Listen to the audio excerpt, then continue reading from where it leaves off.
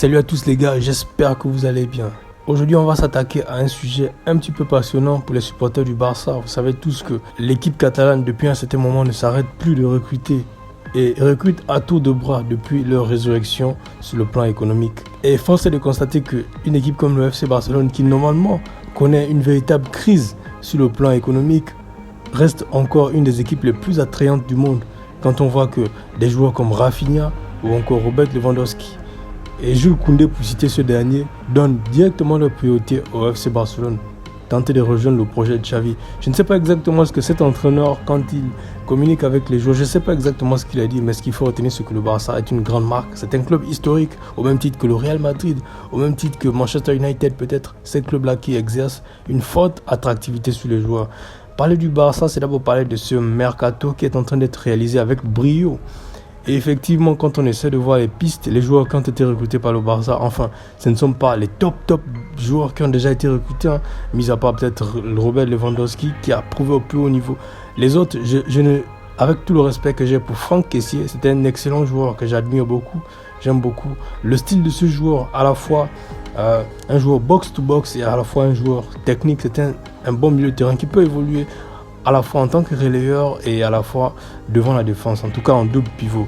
Et c'est une bonne pioche pour le Barça qui a besoin de ce style de joueur-là, qui à la fois peut apporter un petit peu offensivement en jouant box-to-box, et en palliant également les carences défensives de Sergio Busquets. Quand on sait que Sergio Busquets, franchement, quand c'est une équipe qui va très vite, il n'a pas de force du tout. Il est incapable de jouer, il est incapable. Sauf quand le Barça tient au ballon. Et ce qu'il faut dire, c'est que plusieurs équipes ont compris cela.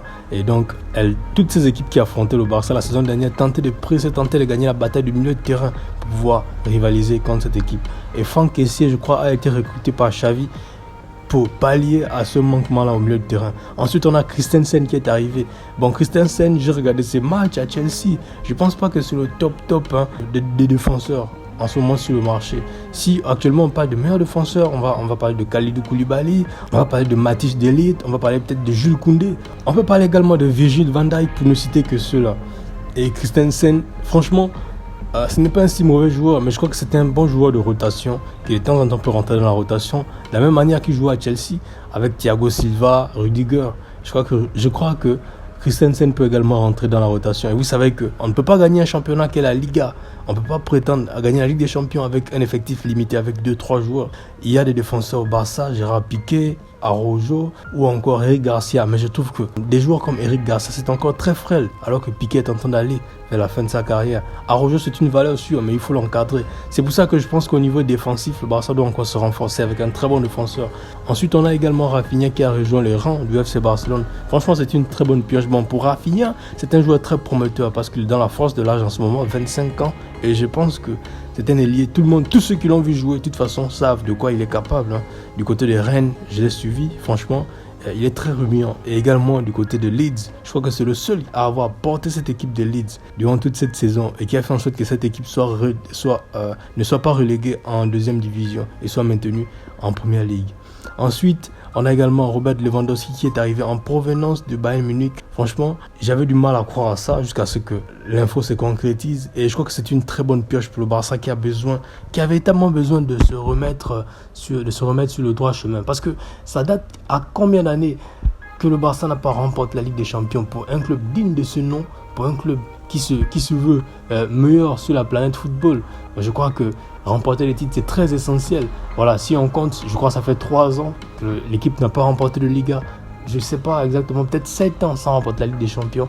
Et je crois que Robert Lewandowski, c'est un joueur parfait, idéal. Je sais qu'il y avait déjà Aubameyang, tous ces gars, mais c'est pas suffisant. C'est pas suffisant. On l'a vu la saison dernière, Aubameyang, il peut dépanner. Mais Robert Lewandowski, c'est un joueur de tout autre calibre. Et je pense qu'avec lui, tout peut aller. Encore sur le secteur défensif, si on revient, il y a plusieurs rumeurs en ce moment qui parlent de Azpilicueta qui devrait normalement signer, je crois, en fin de semaine ou la semaine prochaine.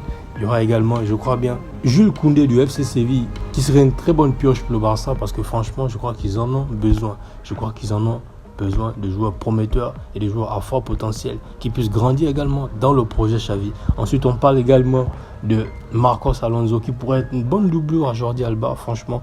Et ce ne serait pas mauvais, ce ne serait pas dégueulasse de voir ça. Et donc ce serait peut-être potentiellement le mercato parfait de FC Barcelone.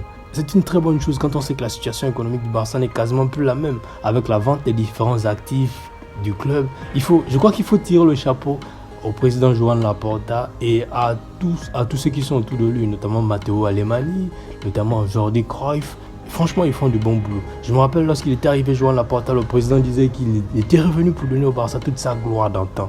Et là, je crois que, bon, il n'a pas encore fait parce qu'on n'est pas encore autour du grand Barça, mais je crois qu'il n'est pas si loin. Il n'est pas si loin. Quand on voit qu'il a pu redresser la situation économique. Et après avoir fait le tour de tout cela avec ce mercato qui est XXL, bon, je dirais pas qu'il est réussi parce que pour que le mercato de Barça soit réussi, il faut encore, sur le plan défensif, offensivement parlant, ça va, mais je crois que sur le plan défensif, il va encore falloir avoir quelques 2-3 recrues pour prétendre, pour parler d'un mercato hyper parfait du côté du Barça.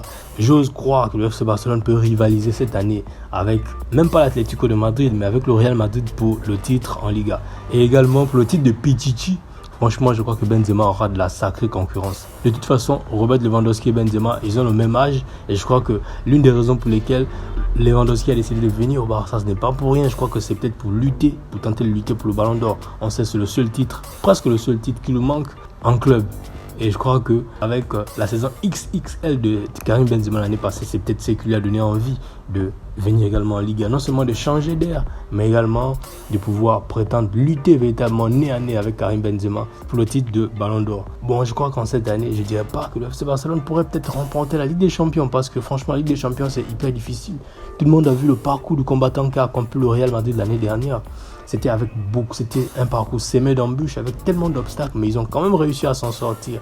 Et pour le Barça, de toute façon, c'est ce que je souhaite. Je voudrais que cette équipe puisse revenir sur le devant de la scène. Mais franchement, la Ligue des Champions, c'est un autre domaine. C'est hyper compliqué. Ce n'est pas facile du tout. Ce que je leur souhaite, c'est d'abord faire bonne figure en Liga. Pourquoi pas essayer de gratter une deuxième place, peut-être même une première place. Je crois que l'effectif est assez fourni pour ça. Je crois qu'il y a assez de place. Je crois qu'il y a de quoi faire avec cet effectif. Également avec le beau jeu retrouvé depuis l'arrivée de Xavi. Et il y a encore d'autres compétitions. Il y a encore la Coupe du Roi, il y a encore la Super Coupe d'Espagne. Je crois qu'il y a de quoi faire une très bonne saison avec cet effectif qui est assez fourni. C'est l'une des premières fois qu'on voit le Barça avec un effectif aussi fourni. J'ai discuté avec un ami sur ce sujet. Il me disait qu'il faut se débarrasser de certains joueurs au Barça. J'ai dit, tant qu'il n'y a pas de problème économique ou financier qui puisse empêcher de garder ces joueurs, il faut les garder parce que la saison, elle est hyper longue, elle est très longue et il y a des blessures par-ci par-là, il y a des suspensions. Alors il va falloir que ceux qui sortent du banc soient hyper compétitifs. C'est pour ça que le côté droit qui sera occupé éventuellement par Ousmane Dembélé et Rafinha, je crois que ce côté, il sera un côté hyper fort. Et il va falloir compter également sur ces joueurs-là. Et donc voilà, j'ai fait le tour un petit peu sur la situation actuelle du FC Barcelone. N'hésitez pas à me dire ce que vous en pensez dans la section de commentaires. N'hésitez pas de liker, de vous abonner, de partager également avec vos amis passionnés de football. Je vous donne rendez-vous dans quelques jours pour une nouvelle vidéo actualité. D'ici là les gars, n'oubliez pas l'essentiel, gardez le sourire et vive le football.